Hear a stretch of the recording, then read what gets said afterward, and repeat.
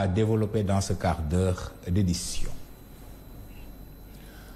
Au sommaire de cette session d'information, 700 patients patientes en attente dans la souffrance.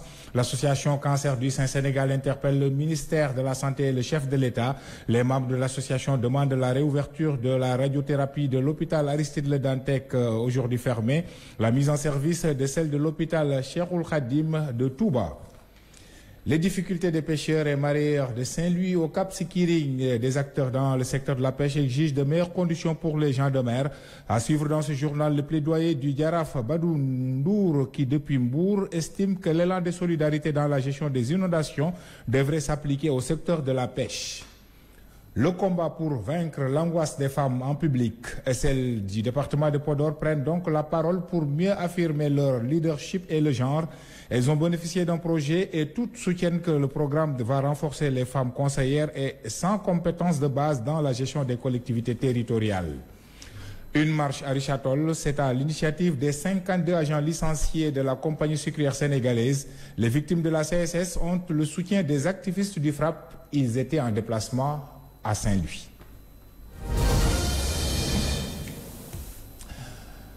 Les développements de ce quart d'heure d'information. Je vous le disais en titre, la prise en charge des personnes atteintes du cancer. L'hôpital d'Al Djam a des limites, selon la présidente de l'association Cancer du Saint-Sénégal.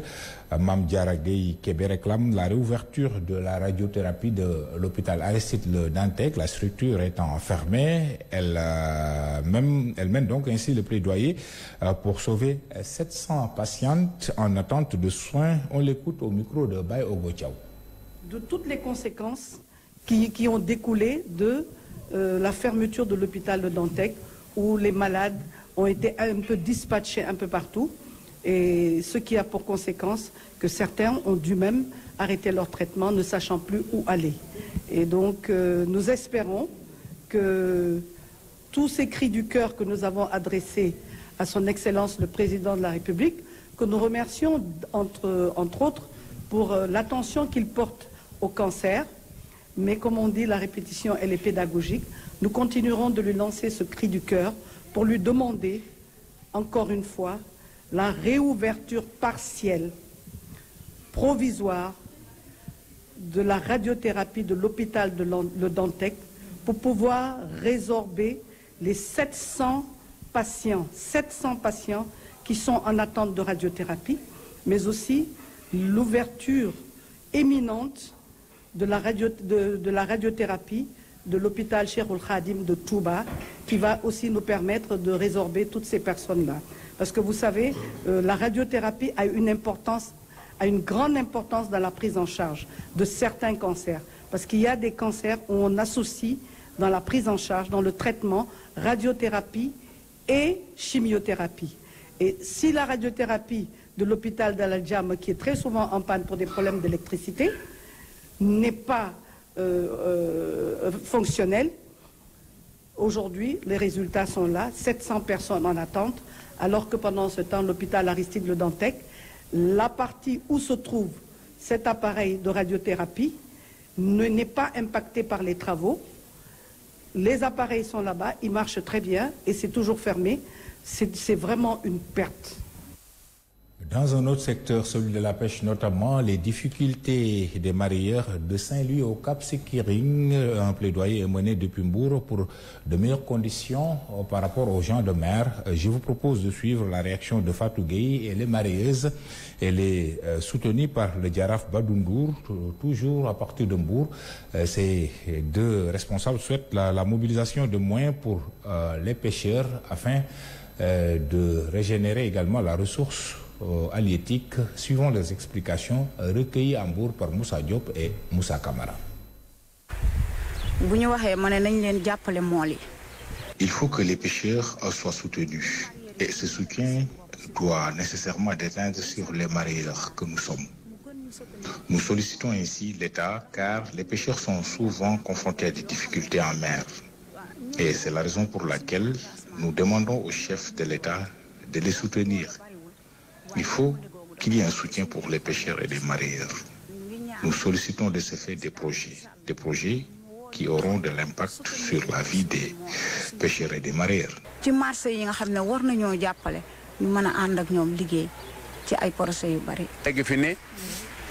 Moi, j'ai l'habitude de dire que si les moyens mobilisés pour la gestion des inondations, si on prenait le dixième de ces moyens mobilisés, c'est suffisant pour le secteur de la pêche. C'est ce qui travaillent à Saint-Louis, de Saint-Louis au Cap Skirring, peuvent y trouver leur compte. Et je vous assure qu'il y aura plus de pêcheurs au chômage et la ressource sera régénérée.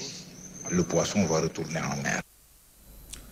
Je vous le disais dans les titres, 52 agents licenciés de la compagnie sucrière sénégalaise, ils ont le soutien du FRAPP, les activistes qui dénoncent les motifs avancés par la CSS à l'origine du courroux des ex-travailleurs de la boîte. En clair, suivant les explications de Guy Marius Sagna à la tête d'une délégation d'activistes qui étaient en déplacement à Saint-Louis. Nous tenons à préciser aux autorités qui peuvent et doivent régler ce problème de ces 52 travailleurs de la CSS arbitrairement licenciés par la CSS. Que si elles ne trouvent pas une solution avec la CSS à ce problème, parce que ce problème-là peut être réglé facilement. Parce que parmi ceux qui ont été licenciés, certains étaient en congé maladie, certains étaient allés dans des funérailles, d'autres étaient en congé. Donc étaient absents de la CSS le 3 octobre. Ces cas-là doivent pouvoir être réglés facilement.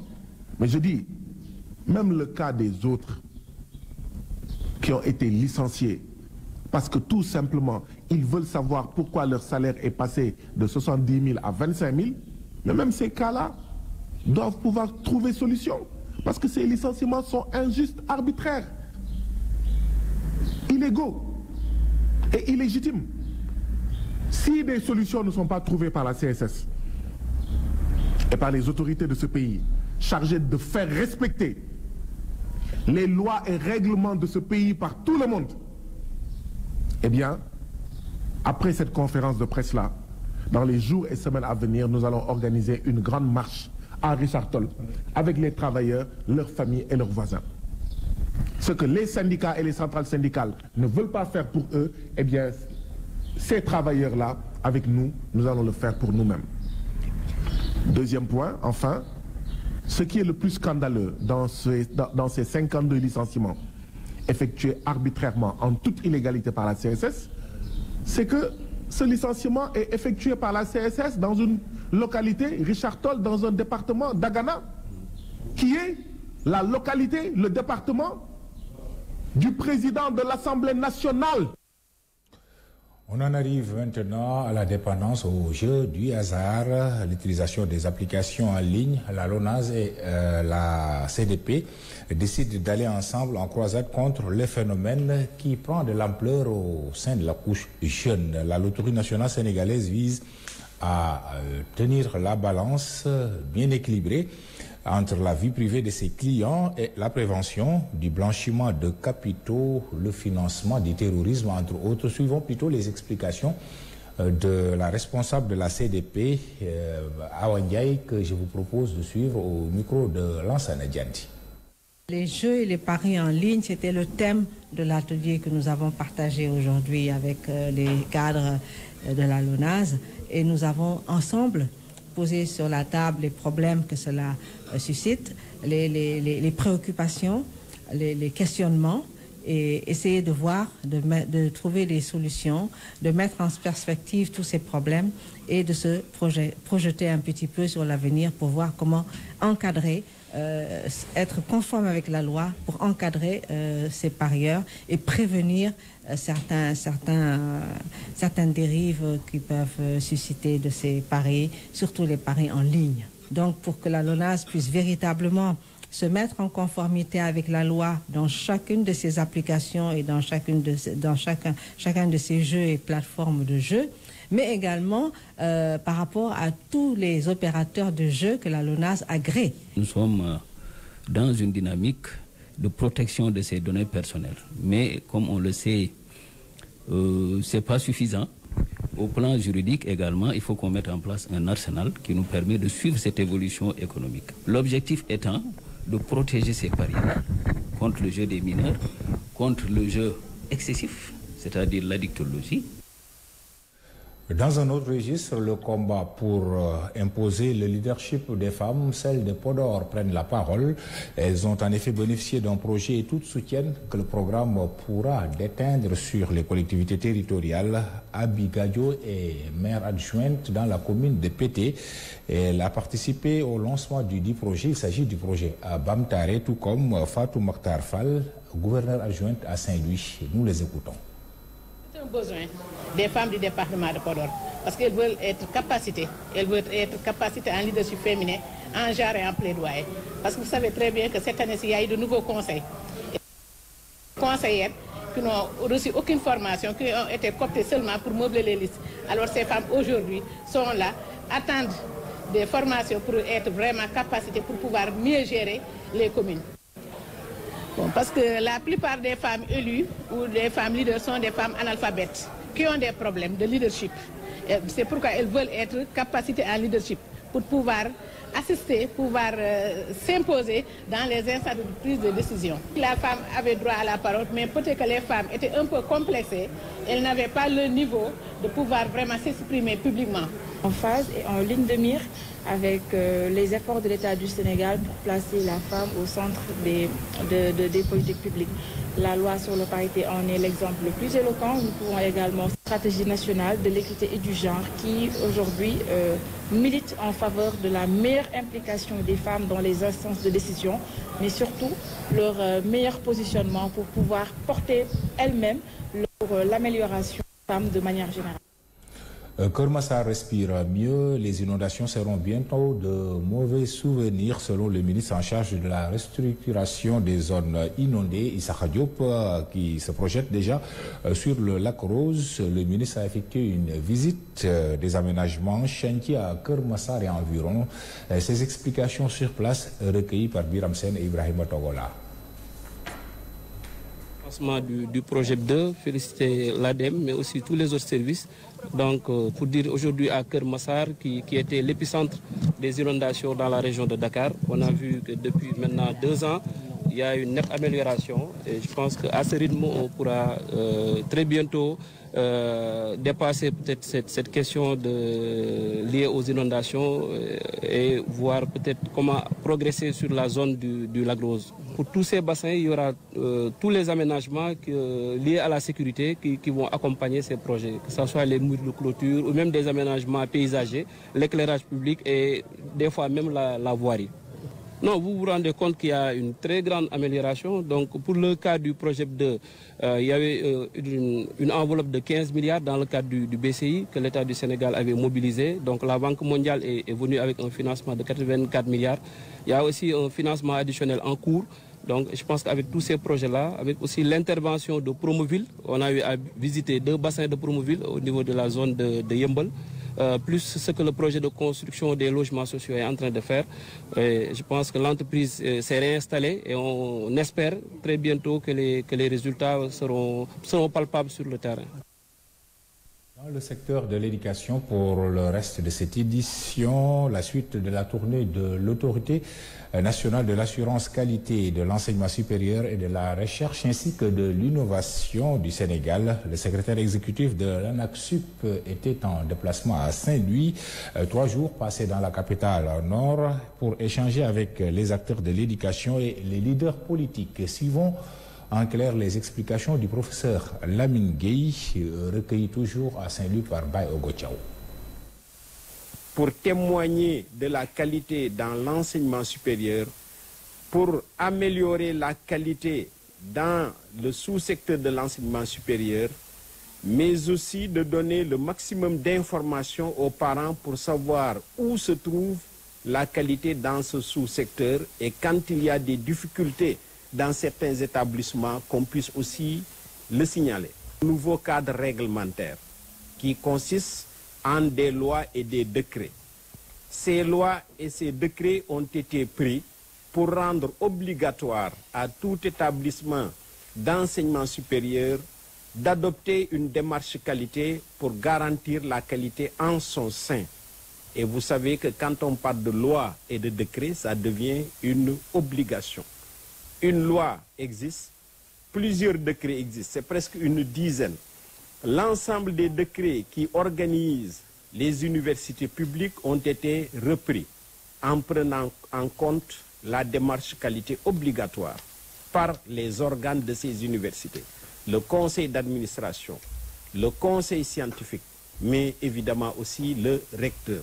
Chacun de ces organes a une responsabilité dans l'assurance qualité. De même, le décret qui organise les établissements d'enseignement supérieur privés, qui leur confère leur statut, prend en compte maintenant la dimension qualité. Un autre élément important, majeur même dans cette réforme réglementaire, c'est que l'État a décidé que pour reconnaître maintenant un diplôme, il n'y a que deux critères. D'une part, l'établissement qui a délivré ce diplôme doit être habilité par le ministère de l'Enseignement supérieur, de la Recherche et de l'Innovation après évaluation et avis favorable du Conseil scientifique de l'ANAQ-Sup. C'est le premier critère, c'est le critère d'habilitation institutionnelle. Et d'autre part, le diplôme en question doit être accrédité. C'est-à-dire sa formation doit être évaluée par l'ANAQ-Sup et que le conseil scientifique donne aussi un avis favorable. De politique avant de finir, la COJER tire sur l'opposition en rassemblement dans la banlieue dakaroise. Les jeunesses républicaines affirment rester déterminées à en découdre avec les opposants. Leur porte-parole s'appelle Moussa Sow, on l'écoute. Nous assistons aujourd'hui à une opposition anti-républicaine qui tire sur tout ce qui bouge, qui est dans des sujets qui n'intéressent pas du tout les Sénégalais, et qui n'apportent absolument rien du tout, parce que ça ne parle pas de programme, c'est la violence verbale et physique. Nous voyons effectivement une opposition qui verse dans de la désinformation, une opposition qui désinforme tout le peuple sénégalais. Et nous sommes prêts, à chaque fois, là où l'opposition passe pour désinformer, nous sommes prêts à y repasser pour justement donner la bonne parole, pour justement répondre à cette opposition. Parce que le Sénégal, tout le monde sait que depuis l'avènement du président de la République, on assiste à des réalisations. On assiste à beaucoup de travaux, on assiste à l'amélioration nette des conditions de vie des Sénégalais. Et cela nous intéresse, nous les jeunes, parce que l'avenir c'est nous. Le président de la République, ce qui l'intéresse, c'est de laisser ici un legs pour les générations futures. Et il est dans ça. Et vous êtes en tout cas témoin que tout ce que le président de la République a fait, c'est pour les générations futures. Recueilli par Biram Sen et Ibrahima Togola en banlieue. C'est cet élément d'ailleurs qui met fin à cette édition. Avant de nous quitter, le rappel des principaux titres développés. À retenir dans l'actualité de la mi-journée, les 700 patientes en attente dans la souffrance. L'association Cancer du Saint-Sénégal interpelle ainsi le ministre de la Santé et le chef de l'État. Les membres de l'association demandent la réouverture de la radiothérapie de l'hôpital Aristide Le Dantec et la mise en service de celle de l'hôpital Cheikhoul Khadim de Touba. Et l'association affirme que la machine à Dalal Jam a atteint ses limites. Les difficultés des pêcheurs et mareyeurs de Saint-Louis au Cap Sikiring, des acteurs dans le secteur de la pêche exigent de meilleures conditions pour les gens de mer. Vous avez suivi le plaidoyer du Diaraf Badoundour de Pimbour, estime que l'élan de solidarité dans la gestion des inondations devrait s'appliquer au secteur de la pêche. Le combat pour vaincre l'angoisse des femmes en public, celles du département de Podor, prennent la parole pour mieux affirmer leur leadership et le genre. Elles ont bénéficié d'un projet et toutes soutiennent que le programme va renforcer les femmes conseillères et sans compétences de base dans la gestion des collectivités territoriales. Ces dames étaient sur les listes au niveau des différentes élections qui se sont écoulées.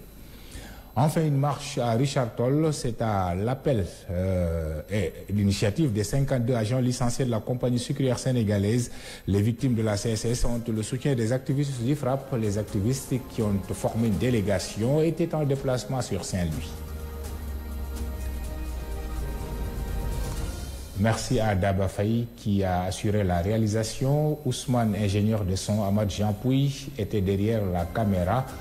À la régie finale, nous sommes avec Ibrahima. Toute l'équipe du samedi vous souhaite d'excellents moments en compagnie de nos programmes. L'édition de 19h avec le dernier rendez-vous d'information des RDV sera présentée par Amina Paye. Merci.